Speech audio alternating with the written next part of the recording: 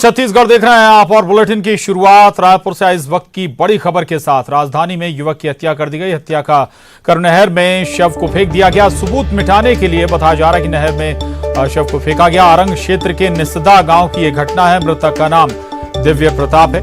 रवि ग्राम तेली बांधा का रहने वाला था मृतक। आरंग थाने में हत्या का मामला दर्ज हुआ है। राजधानी रायपुर से बड़ी खबर है, जहां एक युवक की हत्या कर उसका शव नहर में फेंक दिया गया। सबूत मिटाने के लिए शव को नहर में फेंका गया। आरंग क्षेत्र के निसदा गांव की ये घटना बताई जा रही है। मृतक का नाम दिव्य प्रताप है। रवि ग्राम तेली बांधा क्षेत्र का रहने वाला है मृतक। हालांकि अभी तक साफ नहीं हो पाया कि हत्या किसने की और वजह क्या थी इस वारदात के पीछे। राघवेंद्र हमारे साथ जुड़ गए हैं और जानकारी के साथ। राघवेंद्र, क्या जानकारी, क्या डिटेल निकल पाई अभी तक इस मामले से जुड़ी हुई? देखिए, एक युवक की हत्या की गई है और उसके शव को बाकायदा नहर में फेंक दिया गया है। कारण क्या है ये पता नहीं चला है, लेकिन जिस तरीके से युवक 29 साल का है, हो सकता है किसी दोस्त यार के साथ गया हो, किसी निजी दुश्मनी के कारण से हत्या की गई हो, ऐसी संभावना भी है। बहरहाल चूंकि वो रहने वाला तेली बांधा का है और आरंग थाना क्षेत्र में जाकर उसकी लाश मिली है, तो जाहिर तौर पर वो युवक कहीं ना कहीं अपने किसी साथी के साथ या किसी भी कारण से वहाँ पर पहुँचा हुआ था और हत्या करने की नीयत से ही उसके गला दबाकर हत्या की गई और उसके बाद फिर जो है साक्ष्य छुपाने के लिए उसके शव को नहर में फेंक दिया गया। बहरहाल जो है युवक की शिनाख्त हो गई है। पुलिस जांच कर रही है। उसके मोबाइल के कॉल डिटेल्स खंगाले जाएंगे और उसके आधार पर कहीं ना कहीं पता चल जाएगा कि आखिर जिस वक्त हत्या की वारदात हुई उस समय और कौन लोग थे जो वहां पे मौजूद थे, और उस आधार पर बहुत जल्द मामले का खुलासा हो सकता है। आखिर किस व्यक्ति ने इस तरीके से हत्या की वारदात को अंजाम दिया है और हत्या के पीछे की वजह क्या थी। ठीक है राघवेंद्र, परिजन कुछ बता रहे हैं मृतक के, कुछ और जो दोस्त अक्सर साथ में रहते हो या कोई और जानकारी या किसी पर शक हो परिवार वालों को? देखिए, अभी पता नहीं चल पाया है, लेकिन युवक जिस तरीके से लापता था, वो जो है अपने घर में नहीं था, तो ये जाहिर तौर पर कि परिजनों को चिंता थी। और उसके बाद जब पता तलाश की गई तब युवक की लाश मिली है, तो ये जाहिर है कि हत्या के पीछे कोई ना कोई ठोस वजह होगी। किसी तरीके कोई निजी दुश्मनी हो सकती है, रुपयों के लेन देन का विवाद हो सकता है, या फिर शराब के नशे में किसी तरीके से हत्या की वारदात को अंजाम दिया गया हो, ऐसा भी हो सकता है। कारण अभी स्पष्ट नहीं हो पाया है। जब जो है आगे जाँच होगी, पुलिस जाँच करेगी और उसके बाद आरोपी जब पकड़ में आएंगे तो स्पष्ट हो पाएगा कि आखिर हत्या के पीछे वजह क्या थी। बिल्कुल वजह साफ नहीं है इस पूरे मामले की, लेकिन जांच में बहुत हद तक तस्वीर साफ हो जाएगी। रहिएगा राघवेंद्र, आगे भी आपसे बात करेंगे। उधर ड्रग सप्लाई मामले में पुलिस ने 2 कारोबारियों को गिरफ्तार किया है। वहीं इस मामले में कुछ और कारोबारियों की गिरफ्तारी भी हो सकती है। पकड़े गए 2 कारोबारियों में से एक हर्षदीप जुनेजा वीआईपी रोड में मोका बार एंड रेस्टोरेंट का संचालन करता था और इसी की आड़ में खुद भी ड्रग्स का इस्तेमाल करता था। साथ ही युवाओं को भी ड्रग्स के लिए उकसाता और ड्रग्स उपलब्ध कराता था। इसी तरह दूसरा आरोपी संभव पारख क्वींस क्लब का मैनेजर रहा है। इसके द्वारा भी ड्रग्स इस्तेमाल किए जाने और युवाओं को ड्रग्स उपलब्ध कराता था। ये पुलिस इनके मोबाइल जब्त कर जांच कर रही है और इस मामले में कुछ और भी लोगों की गिरफ्तारी की जा सकती है। तो आपको बता दें कि ड्रग्स मामले में कुछ और लोगों की भी गिरफ्तारी हो सकती है। कुछ कारोबारी भी शिकंजे में आ सकते हैं। राघवेंद्र हमारे साथ बने हुए। राघवेंद्र, लगातार रायपुर पुलिस या अब जो छत्तीसगढ़ पुलिस इस मामले में एक्शन भी ले रही है, कईयों की गिरफ्तारी भी हो चुकी है। अब बताया जा रहा है कि कुछ व्यापारी भी शिकंजे में आ सकते हैं। देखिए, जिस तरीके से इस पूरे मामले में जानकारियां निकलकर सामने आई हैं, अब तक 14 लोगों को गिरफ्तार किया जा चुका है और कड़ी जो है वो कहीं ना कहीं रईस लोगों से जुड़े हुए हैं जो कि बड़े कारोबारी हैं। वो न केवल खुद ड्रग्स का इस्तेमाल करते थे बल्कि ड्रग्स जो है परोसते भी थे, कहीं ना कहीं युवाओं को इस नशे की जद में ला रहे थे। जिस तरीके से हर्षदीप जुनेजा पकड़ा गया है, वहाँ उसका जो है एक बार और रेस्टोरेंट है, वहाँ पे पहले भी हुक्का परोसे जाने की शिकायतें कई बार मिलते रही हैं। उस मामले में भी पुलिस ने कार्रवाई की है, लेकिन अब वहां पर न केवल युवाओं को हुक्का परोसा जाता था बल्कि उससे भी ज्यादा बढ़कर नशे के रूप में कहीं न कहीं कोकीन परोसा जा रहा था। और जो आरोपी हर्षदीप जुनेजा पकड़ा गया वो खुद कोकीन का इस्तेमाल करता था, साथ ही बहुत सारे लोगों को कोकीन उपलब्ध भी कराता था। और ये भी पता चला है कि देर रात वहां पार्टियां होती थी, जो कि नियमों का उल्लंघन है। सीधे तौर पर रात को 10 बजे तक 11 बजे तक जो नियम है उसके तहत जो है बार के संचालन की जो है एक तरीके से टाइम टेबल बना हुआ है, लेकिन ये लोग 2-2, 3-3 बजे रात तक जो है इन बार का संचालन करते करते थे और वहाँ पे जो है न केवल लाउड म्यूजिक बजाते थे बल्कि कोकीन जैसे पदार्थ जो है परोसे जाते थे। और दूसरा जो आरोपी है वो भी क्वींस क्लब से जुड़ा हुआ था। तो जाहिर तौर पर जिस तरीके से बिल्कुल, यानी कि बड़ा रैकेट था, बड़ा ये नेटवर्क था और अब धीरे धीरे इस नेटवर्क को तोड़ा जा रहा है। बहुत शुक्रिया आपका इस पूरी जानकारी के लिए राघवेंद्र, धन्यवाद। और अब बात करेंगे मरवाही के दंगल की।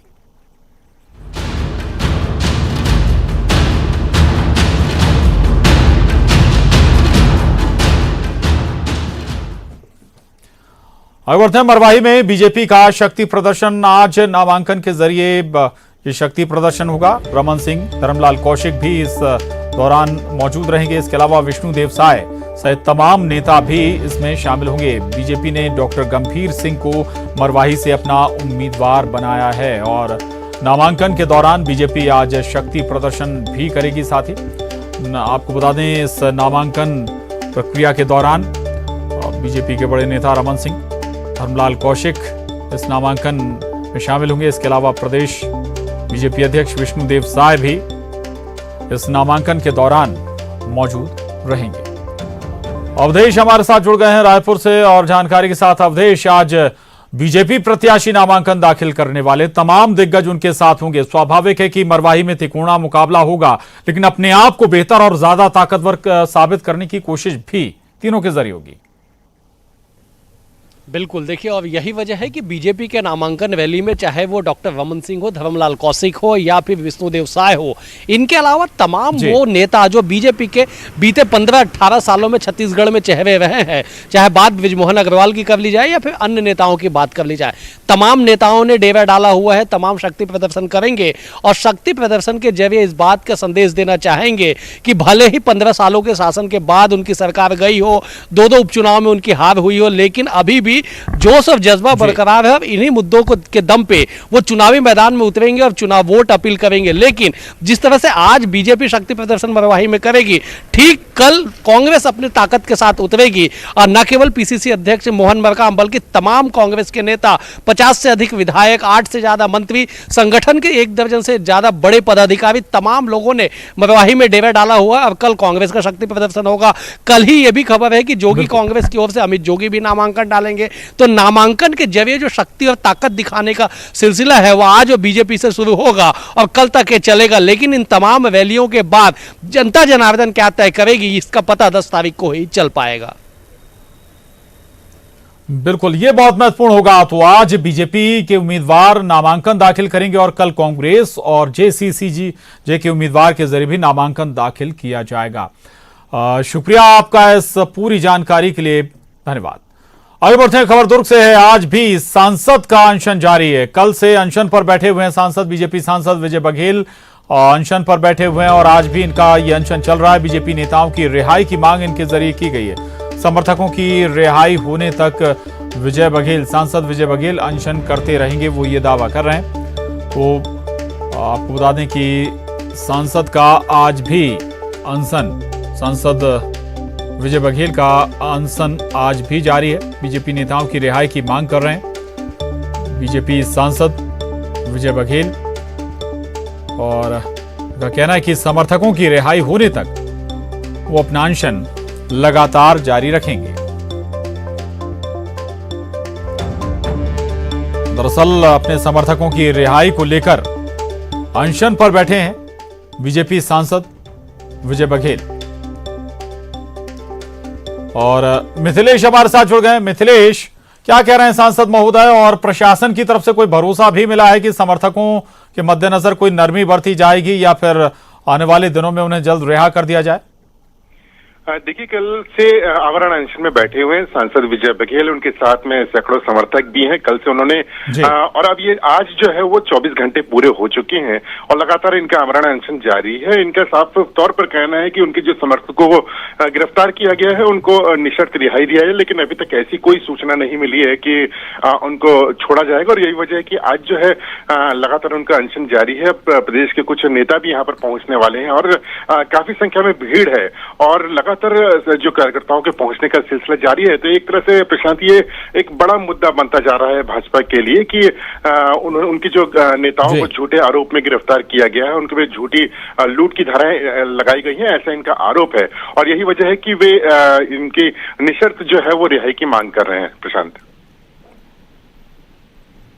विजय बघेल अब क्या कह रहे हैं, क्योंकि ये भी निकलकर सामने आया था, वो कह रहे थे कि जब तक रिहाई नहीं होगी तब तक जो अनशन है वो यूं ही जारी रहेगा।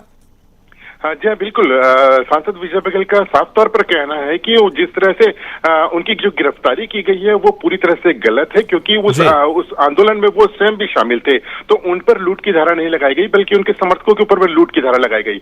यदि उनको जेल में रखा गया है तो इनका ये कहना है कि उनको भी जेल में डाला जाए, और अन्यथा जिनको गिरफ्तार किया गया है उनकी निशर्त रिहाई की जाए। तो इस तरह से मामला अभी अटका हुआ है, अभी प्रशासन की ओर से कोई आश्वासन नहीं मिला है, और यही वजह है कि अभी तक ये अनशन जारी है। प्रशांत, बिल्कुल शुक्रिया मिथिलेश आपका इस जानकारी के लिए, धन्यवाद। आगे बढ़ते हैं, उधर छत्तीसगढ़ में अभी नहीं खुलेंगे सिनेमा हॉल। सिनेमा हॉल खोले जाने पर फैसला अभी तक नहीं लिया गया है। सरकार ने अभी कोई फैसला सिनेमा हॉलों को खोले जाने पर नहीं लिया है। कई राज्यों में आज से हालांकि सिनेमा हॉल खुलने जा रहे हैं, लेकिन छत्तीसगढ़ में फिलहाल सिनेमा हॉल अभी नहीं खुलेंगे। प्रदेश सरकार ने छत्तीसगढ़ में सिनेमा हॉल खोलने पर कोई फैसला अभी नहीं लिया है, जबकि कई राज्य आज से सिनेमा हॉल ओपन करने जा रहे हैं। हालांकि प्रॉपर गाइडलाइन होगी और उसको फॉलो भी करना होगा। एक एक बीच बीच में जो सीटें हैं सिनेमा हॉल की उन्हें खाली रखना होगा, और इसको फॉलो नहीं करने पर एक्शन भी हो सकता है सिनेमा हॉल संचालकों पर। तो छत्तीसगढ़ में हालांकि अभी सिनेमा हॉल नहीं खुलेगा।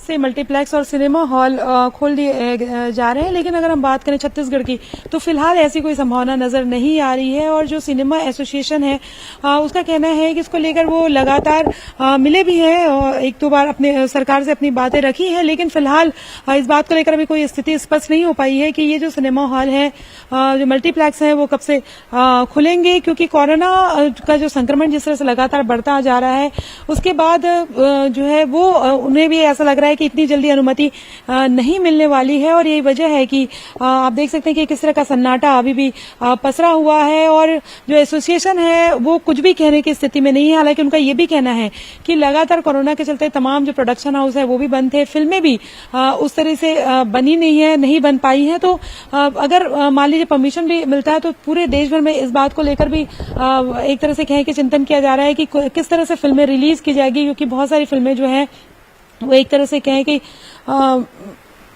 तमाम जो अलग अलग प्लेटफॉर्म है उसमें रिलीज हुई है, लेकिन जो सिनेमा हॉल है, मल्टीप्लेक्स है, वहां पर जो है काफी दिक्कतों का सामना करना पड़ सकता है। और देख सकते हैं आपकी जो सरकार के जो लोग हैं उनका कहना है कि जो टॉकीजों में या मल्टीप्लेक्स में जिस तरह की व्यवस्था होती है, सट्टे सट्टे से लोग बैठते हैं। हालांकि ये देखा जाएगा कि किस तरीके से सोशल डिस्टेंसिंग का पालन हो सके, लेकिन फिलहाल अभी जिस तरीके की स्थिति है कुछ भी कहा नहीं जा सकता। तो जाहिर तौर पर लंबे समय से ये कहा जा रहा था कि क्या अभी जब देश के कुछ हिस्सों में जब केंद्र सरकार ने अनुमति दे दी है कि सिनेमा हॉल और मल्टीप्लेक्स खोले जा सकते हैं, हालांकि देश भर में जब अनुमति दे दी है, लेकिन राज्यों ने अपने फैसले अपने हिसाब से रखे हुए हैं। ऐसे में छत्तीसगढ़ के जो सिने एसोसिएशन है वो भी लगातार नजर रखे हुए था, लेकिन अब ये स्पष्ट हो गया है कि आज से जो है यहाँ पर छत्तीसगढ़ में जो सिनेमा हॉल है या जो मल्टीप्लेक्स है वो नहीं खुलेंगे, लेकिन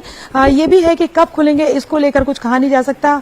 उनका तो ये तक कहना है कि दीपावली के तक भी चांसेस नहीं लगते हैं, क्योंकि ये भी हो सकता है कि दीपावली में भीड़ बढ़ने के अंदेशे के चलते भी अनुमति न मिले। तो जाहिर तौर पर फिलहाल इंतजार करना पड़ेगा, लेकिन ये भी जरूरी है कि कोविड-19 का संक्रमण जिस तरह से बढ़ता जा रहा है, ऐसे में बहुत सारी चीजों से खुद को दूर रखने की भी जरूरत है, और संक्रमण का खतरा किस तरह से कम किया जा सके इस पर भी लगातार कोशिश करने की जरूरत है। और ऐसे में यदि ये है कि इससे संक्रमण का खतरा बढ़ सकता है सिनेमा हॉल और मल्टीप्लेक्स खोलने से, तो उस अंदेशे से अगर अनुमति नहीं दी जा रही है तो जाहिर तौर पर ये एक तरह से लोगों के भले के लिए है। कैमरा पर्सन सुरेश पासी के साथ ममता लांजेवा, न्यूज 18 छत्तीसगढ़, रायपुर।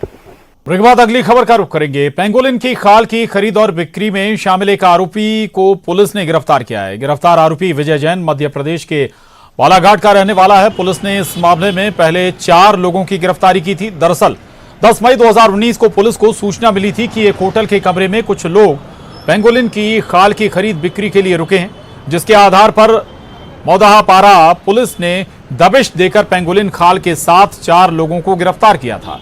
वहीं इस मामले से जुड़ा विजय जैन फरार है, जिसे मौदाहापारा पुलिस ने गिरफ्तार कर लिया है।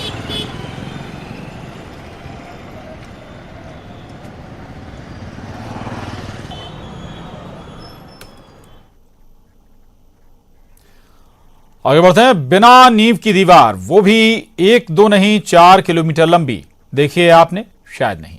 धमतरी वन मंडल में ये कारनामा हुआ है। इसकी गुणवत्ता ऐसी है कि इस दीवार में लगे पत्थर आप हाथ से ही निकाल कर देख सकते हैं। रिपोर्ट देखिए।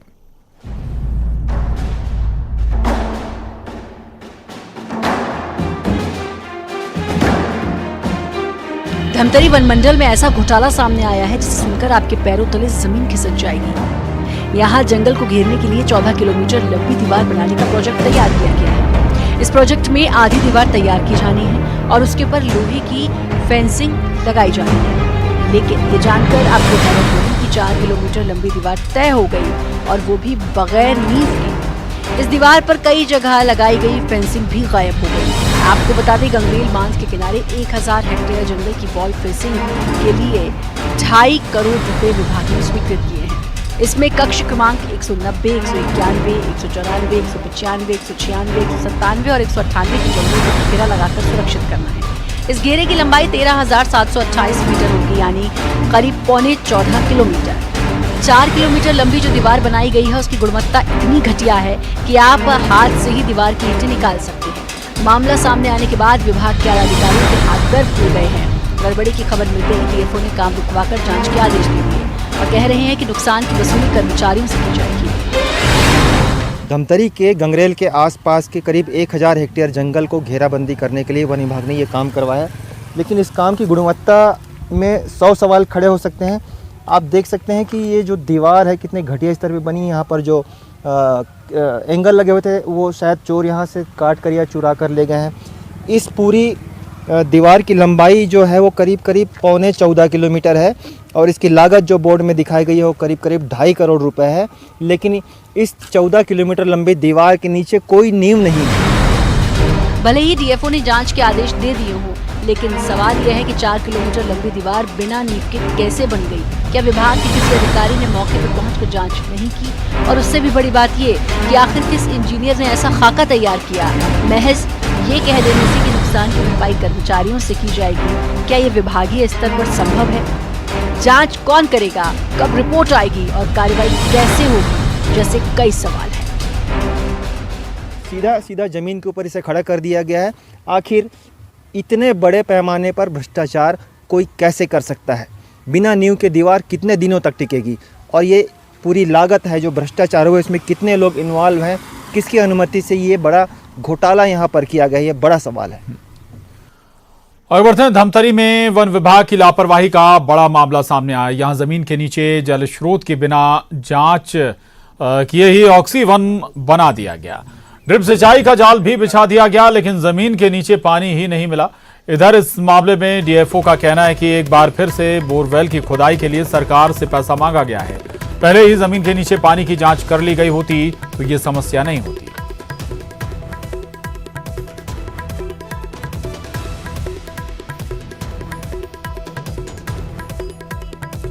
उधर छत्तीसगढ़ में मानसून की वापसी को लेकर बड़ी खबर है। 9 सालों बाद इस बार 20 अक्टूबर के बाद मानसून की वापसी की संभावना है। इस साल 20 अक्टूबर के बाद वापसी की संभावना बताई जा रही है। इसके पहले 24 अक्टूबर 2011 को मानसून की वापसी हुई थी। इस बार 24 अक्टूबर के बाद ही पूरी तरह से वापसी संभव है। मानसून की देरी से वापसी से अक्टूबर में भी बारिश का सिलसिला जारी रहेगा। अभी फिलहाल एक जो डीप डिप्रेशन बना था वो अभी उत्तर अंदरूनी कर्नाटक उससे लगा हुआ महाराष्ट्र और तेलंगाना के ऊपर में बना हुआ है, जो वेस्ट नॉर्थ वेस्ट डायरेक्शन में आगे बढ़ रहा है। अब चूंकि ये सिस्टम है काफी अभी अवदाब के रूप में है और काफी प्रबल है, इसलिए बंगाल की खाड़ी से काफी मात्रा में नमी है छत्तीसगढ़ में आ रहा है, जिसके कारण से अभी फिलहाल बादल छाए हुए हैं या आंशिक रूप से बादल रहेंगे। हल्की फुल्की बारिश हो सकती है, ज्यादा कुछ परिवर्तन नहीं होगा, लेकिन मैक्सिमम टेम्परेचर है थोड़ी सी आज बढ़ने की चांसेस है आज और कल थोड़ा। बाकी मिनिमम टेम्परेचर में कोई खास परिवर्तन नहीं होगा। यदि पूरे छत्तीसगढ़ में देखा जाए तो मैक्सिमम और मिनिमम टेम्परेचर में कोई विशेष परिवर्तन होने की संभावना नहीं है। उधर राजधानी रायपुर में अचानक हुई झमाझम बारिश ने तेज धूप और उमस से राहत दे दी। हालांकि अचानक हुई बारिश से लोगों को कई अव्यवस्थाओं का सामना भी करना पड़ा। मौसम विभाग ने अगले 24 घंटों में प्रदेश के कुछ हिस्सों में हल्की से मध्यम बारिश और गरज चमक के साथ बिजली जो है गिरने की भी संभावना आशंका जताई है। उसके साथ ही अगर हम बात करें तो राजधानी रायपुर में अचानक से हुई बारिश ने पूरा जो शहर है वो बेतरतीब कर दिया और चूंकि सुबह से मौसम हालांकि थोड़ी बदली छाई हुई थी और कहीं कहीं पर हल्की जो कहते हैं खंड वर्षा वो हो रही थी, लेकिन अचानक से जब तेज बारिश होने लगी तो उसके बाद में शहर में अस्त व्यस्त जैसी स्थिति हो गई। और अगर हम बात करें तो मौसम विभाग का कहना है कि अगले 24 घंटों में भी प्रदेश के कुछ हिस्सों में हल्की से मध्यम बारिश हो सकती है और कहीं कहीं पर बिजली जो है वो गिरने की आशंका भी व्यक्त की है। हालांकि जिस तरीके से कोविड संक्रमण का समय चल रहा है उसमें भी जो है विशेषज्ञों ने कहा है कि अपने आप को इस तरह से अचानक जो बारिश वगैरह है उसे बचा के रखें ताकि सर्दी जुकाम से बचा जा सके, क्योंकि सर्दी जुकाम के चलते भी एक तरह से इम्यूनिटी सिस्टम कमजोर हो जाता है तो कहीं न कहीं संक्रमण का खतरा बढ़ सकता है। फिलहाल मौसम विभाग का कहना है कि अगले 24 घंटे भी कहीं कहीं पर हल्की से मध्यम बारिश हो सकती है और उसके बाद जो मौसम है वो फिर से सामान्य हो जाएगा। वहीं एक बात और है कि इस बार मानसून की वापसी 24 अक्टूबर के बाद होगी ज़ाहिर तौर पर, यानी कि पूरे जो अक्टूबर का महीना है वहां पर लगातार इस तरह की बारिश देखने को मिलेगी। कैमरा पर्सन सुरेश पासी के साथ ममता लांजेवाल, न्यूज 18 छत्तीसगढ़ रायपुर। बड़ी खबर है रायपुर से। युवक से 10 लाख रुपए की ठगी को अंजाम दिया गया है। गाड़ी दिलाने के नाम पर युवक से धोखाधड़ी की गई है। वाराणसी का रहने वाला है आरोपी। तो ये बड़ी खबर राजधानी रायपुर से है, जहां पर एक युवक को गाड़ी दिलाने के नाम पर उससे 10 लाख रुपए ठग लिए गए और आरोपी उत्तर प्रदेश के वाराणसी का रहने वाला बताया जा रहा है। कैसे ये ठगी हुई अभी तक ये साफ नहीं हो पाया है, लेकिन युवक ठगी का शिकार हुआ है। आगे बढ़ते हैं। एक तरफ सरकार किसानों से समर्थन मूल्य में धान खरीदी कर किसानों को राहत दे रही है, वहीं कांकेर जिले के धर्मपुर धान खरीदी केंद्र के प्रभारी द्वारा गरीब किसानों का धान 2500 रुपए की जगह 1400 रुपए प्रति क्विंटल की दर से खरीदा जा रहा है। लेकिन 11 महीने बीत जाने के बाद भी किसानों को अभी तक भुगतान नहीं किया गया। अब बता दें, भुगतान के लिए किसान भटकते नजर आ रहे हैं। विधायक से भी गुहार लगा चुके हैं। धान का पैसा नहीं मिलने से किसान परेशान। आज देंगे कल देंगे बोल के वो ठगा का आज तक झला रहे हैं, लेकिन कभी उन लोग माने पावती नहीं दे रहे हैं। मेरा वो बाद में बोनस जोड़ेंगे बोले, लेकिन वो वही 18 से मेरे को बोले। हाँ, तो वह हम लोग 13 तारीख में धान बिका, बोरा भर के सिलाई करके थप्पी में चढ़ा दिए। वो धान चल दिए गोदाम में। फिर फाइनल पर्ची मतलब कंप्यूटर पर्ची आज देगा कल देगा परसों देगा ऐसा बोलते बोलते वो उस समय बरदाना भी शॉर्ट हो गया। किसान को तो आप जान ही सकता है किसान को क्या है। हम धान बेच के वो किसान को नहीं चल रहा है, हमारा बेच के पैसा नहीं मिला, हमारा तो घुटना टिक गया।